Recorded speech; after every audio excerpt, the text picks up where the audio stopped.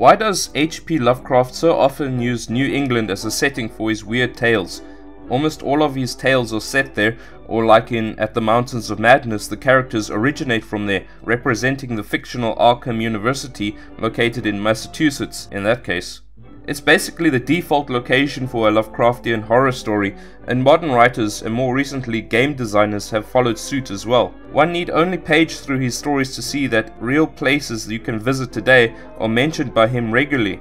The shunned house is based on a real house in Providence. The hideous fleur-de-lis building mentioned in the Call of Cthulhu is a real house also. But why did he do that though? Why did he always use New England as a setting? Let's find out. Lovecraft was born in Providence, Rhode Island in 1890, lived there most of his life, and died there in 1937. It is where his family lived, his parents in his early life, and also where his beloved aunts lived. During his life, contrary to the meme that he was some sort of a hermit of a person, he traveled around New England extensively and always wrote in a dreamy, nostalgic style of the beauty of the architecture, scenery, culture, its people, and so forth.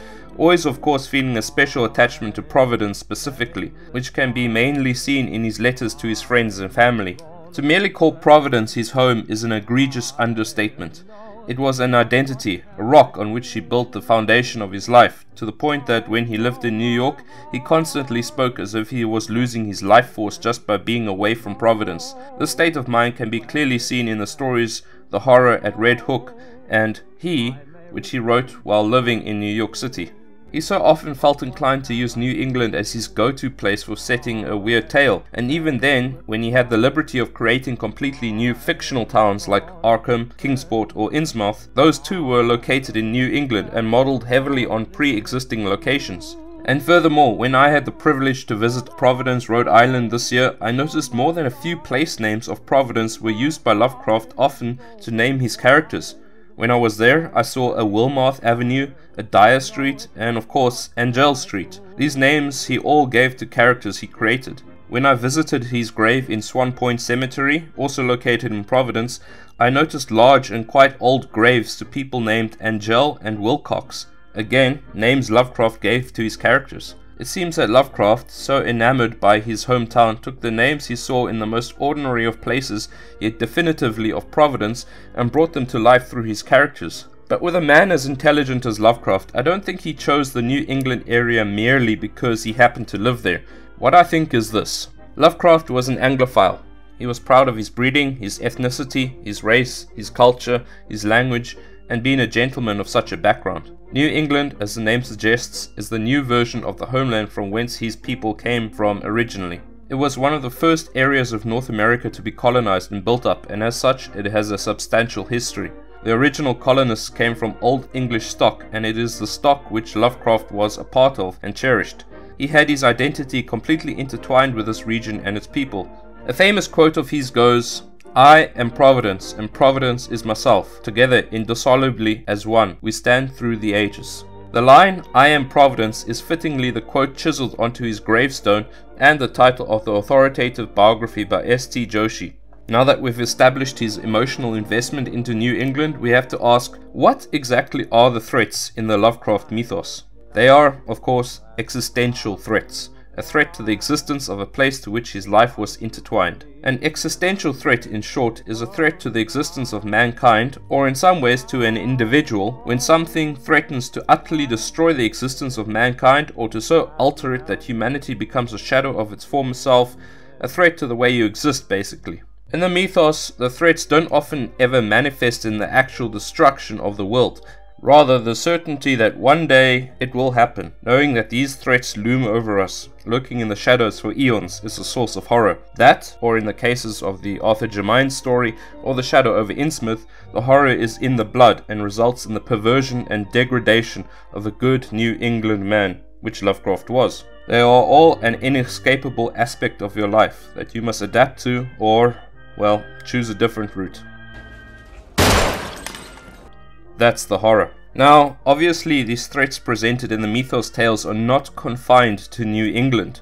New England isn't Silent Hill, Raccoon City, or Somalia. It's not some place you simply escape from and then everything is going to be okay. The threats presented by the great older ones and lesser races such as the Deep Ones and Migo pose an existential threat to the entire planet, regardless of country, culture, sex, or race. It doesn't matter if you're this guy, this lady, these gentlemen, or this little kid.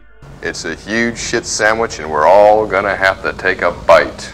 Lovecraft chose the New England area and American Anglo-Saxon culture to be the target of these threats because the degradation, perversion, dilution of this culture was for him personally a supreme horror, a destruction of everything he loved and to which he had his identity tied.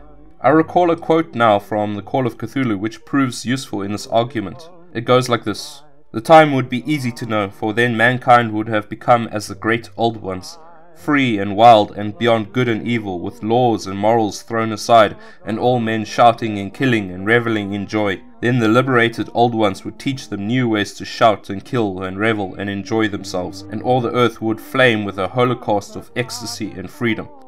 That is the fate that would destroy his beloved New England and in a sense a direct threat to himself. That fate, or one of the many other wonderful choices that you have in a Lovecraft story. Cthulhu wakes up, you're dead. The Deep Ones rise up with their Shoggoths, you're enslaved and or dead. Some idiot uses the Necronomicon to open the gate to Yog-Sothoth, we're dead. All options result in existential threats and a necessity for mankind as a whole to reconsider pretty much everything about our entire existence. Specifically for Lovecraft, his concerns in his stories where these events could happen were for New England and Providence, and I think that the inspiration for the concerns in his stories came from real life concerns he had that Providence and New England would one day come into ruin. This is merely my speculation, of course, but after reading many of his stories, and specifically right now the one that comes to mind is called The Street, I don't feel it is an ill-formed speculation of mine. Remember his quote, "I am Providence and Providence is myself." This is why I believe he kept using New England as a setting. Essentially, to Lovecraft, New England was the cute blonde in a slasher film. So, that's my reasoning for Lovecraft's constant use of New England locations in his stories. What do you think about it? What else could be the reasoning he had?